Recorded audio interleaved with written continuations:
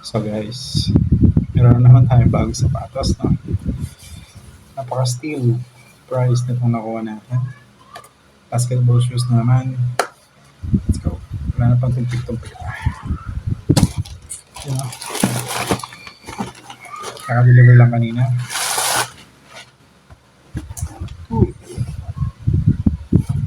Isa na naman leaning na sapatos.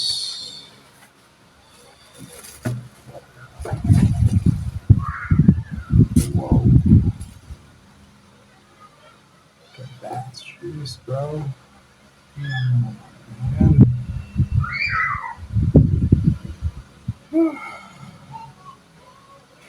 May cotton candy pa rin.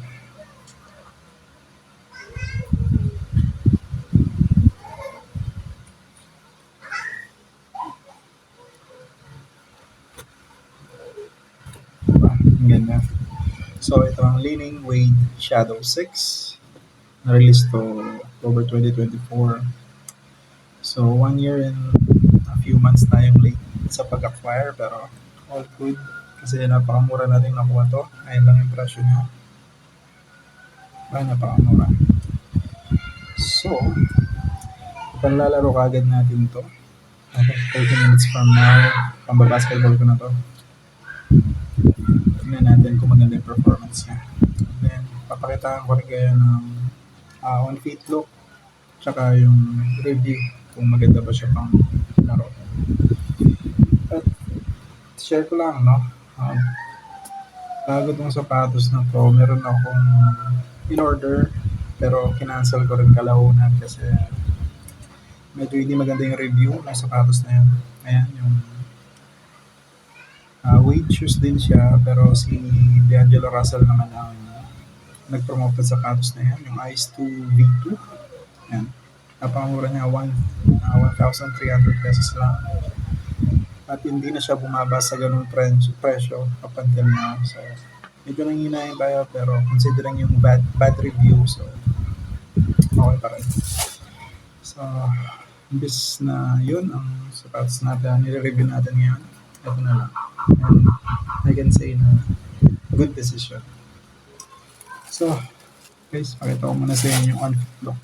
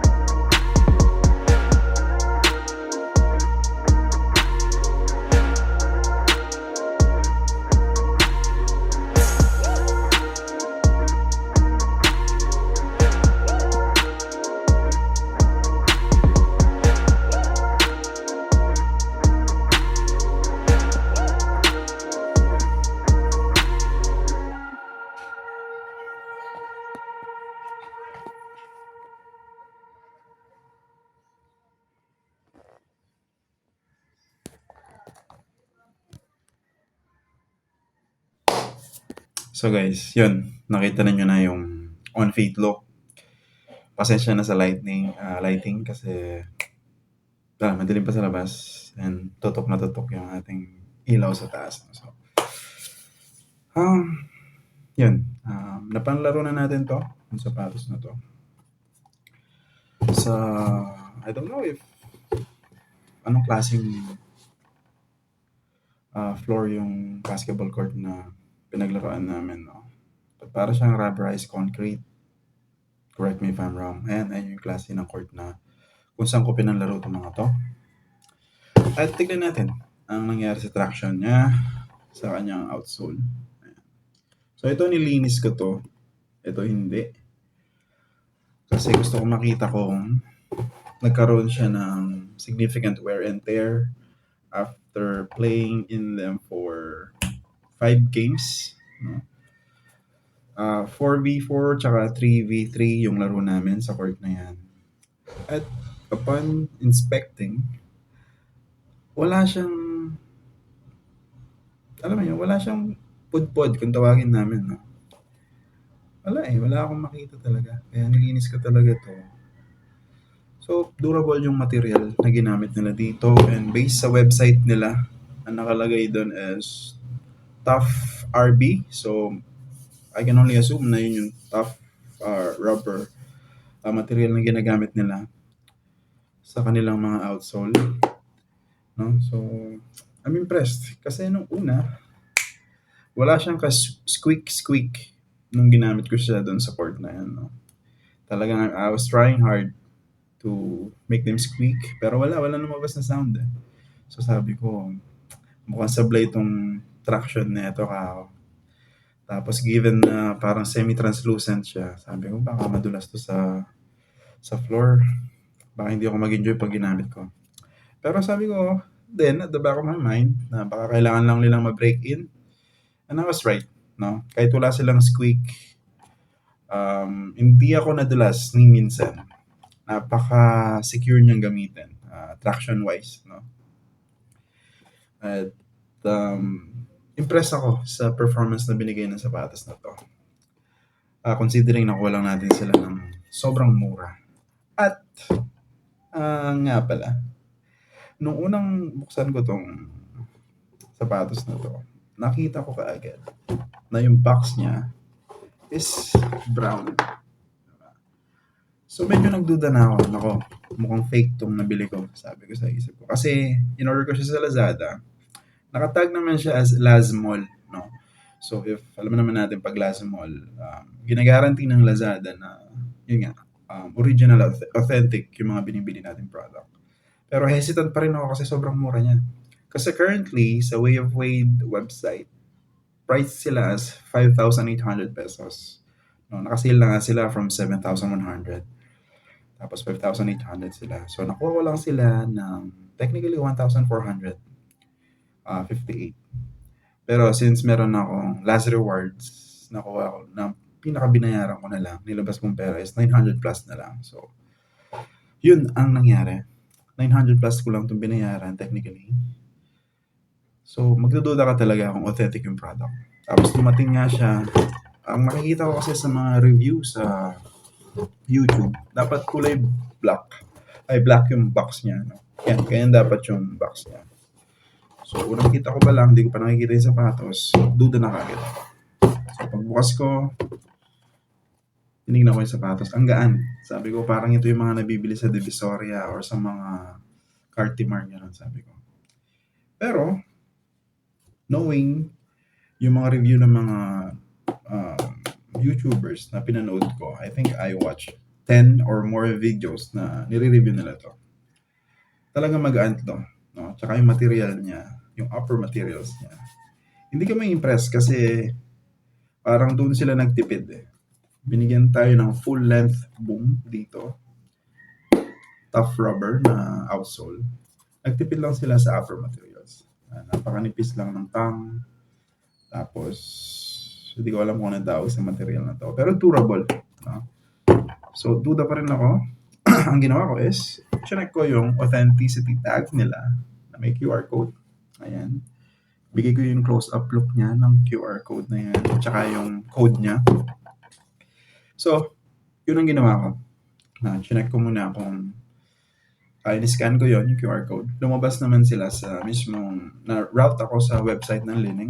Ayan yung result na ng authenticity check natin. So, dun pa lang ako naging panatag na original nga ito, authentic product. And the reason kung bakit brown box ito imbes na black, I'm thinking, hindi ko to talaga alam, pero siguro, since galing China to, ganito yung box ng mga pairs na galing mismo sa China. At black box pag international na nilang sinisend. I mean, kapag halimbawa, ang inventory na yan is for international, na hindi talaga siya for China exclusive, black box siya. Pero pag China exclusive lang siya, that like locally nila binibenta, magiging brown box siya. So I don't know if that makes sense, pero yun, ganun ang aking theory kung bakit brown box to imbis na black box. Pero all is good. We got an authentic pair. Based pa lang sa performance niya, durability, at yung finish niya. No? Ganun pa naman talaga mag-authentic. Halimbawa, wala silang authenticity code na binibigay. I-check mo yung pagka-finish ng sapatos. Materials, dapat hindi siya lagpas-lagpas na yung cut ng materials. Yung glue, wala dapat masyadong overlap na glue. Yung craftsmanship, tsaka yung overall details ng sapatos. I-compare mo siya sa makikita mo sa official website, and it is spot on. No? So, yun. With that out of the way, mag-focus tayo sa performance ng sapatos na to. Since napanlaro na natin siya. So, ang una ko napansin, yun nga, kailangan niya ng break-in sa traction niya. Pero sa cushioning, sa upper materials, hindi na kailangan ni break-in. Napansin ko lang, very minimal. Yung sa heel lockdown niya, medyo matigas nung una. Like, pagkatungtong ko sa court, nag-warm up ako, nararamdaman ko yung pagka-stiff nung heel pillows niya dito. Yan. Pero after warm up, yun na, nawala na yung feeling na yan. So, yun lang naman. Very minimal break-in, uppers, cushioning. Ang pinaka-break-in mo lang is yung traction. At ano ba ang key features ng sapatos na to? Para sa akin, magaan. Napakagaan niya. Impact protection, bounce. Yan ang tatlong key features ng sapatos na to para sa akin na nag-stand out habang ginagamit ko siya. Ang traction, hindi ko pa ganong may pagmalaki. Kasi nga yan, kailangan niya ng break-in. Malamang sa second or third session na gamitin ko to, dun lalabas ang full potential ng traction na ito. Pero hindi siya disappointing sa first try ko. No? Yun nga, hindi ako nadulas kahit isang beses. Ang karamihan sa ating Pilipino kasi naghahanap ng squeak pagdating sa sapatos, sa basketball shoes. Wala itong nabigay sa akin during my experience. No? Hindi ko alam pag pinalaro mo sa tabla, kung meron siyang squeak, or sa ibang klaseng concrete, kung meron siyang squeak. Pero doon nga, sa court na pinanggamitan ko, wala akong nakuha squeak. Kung meron man, sabi nga nung nakalaro ko, tumutunog pa sila kanina ako.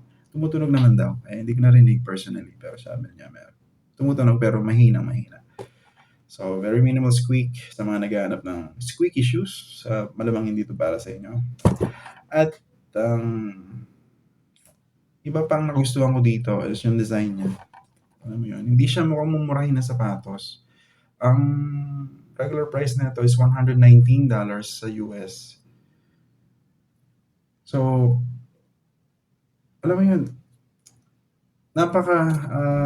kung ikukumpara mo siya sa Nike tsaka sa Adidas, hindi ka makakakuha ng ganitong klaseng performance sa sapatos. Sa price range na yun, no?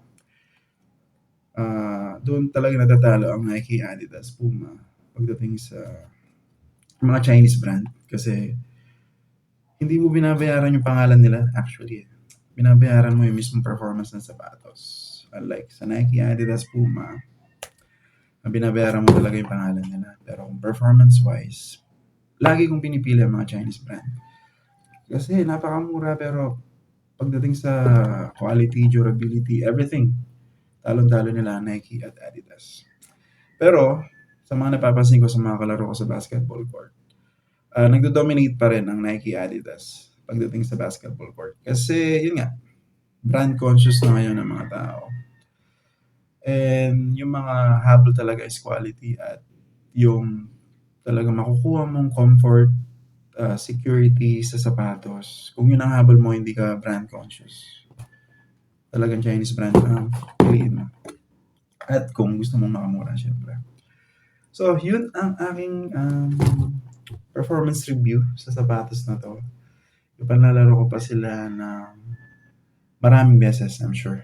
Meron ng kapalit yung aking All City 12, yung most worn basketball shoes ko. Ayan yung picture niya. So malamang ito na yung maging kapalit niya na lagi kong susuotin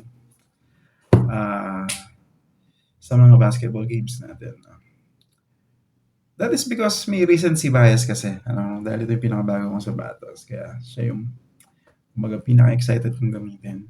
Pero wala pa rin tatalo sa performance na syempre. Joker 1 GT natin. Ayan yung picture niya. Hindi naman sila nagkakalayo. Kung ito is scorean ko, out of 10, nasa 8.5 ito. Ang GT naman, Joker 1 GT, nasa 9.5 out of 10. Yun ang aking scoring. So yun guys, naipakita ko na nga pala yung on-feet look performance review, done na natin. So, until next time na mag-upload tayo. At sana makakuha pa tayo ng... I'm targeting 1 pair of shoes a month, if pala rin. Kasi meron naman tayong medyo nasa target natin. So, para makapag-upload tayo kahit at least once a month lang. Okay guys, yun na lang muna. Medyo mahaba na yung video. Salamat sa panonood. Until next time. Out. Peace.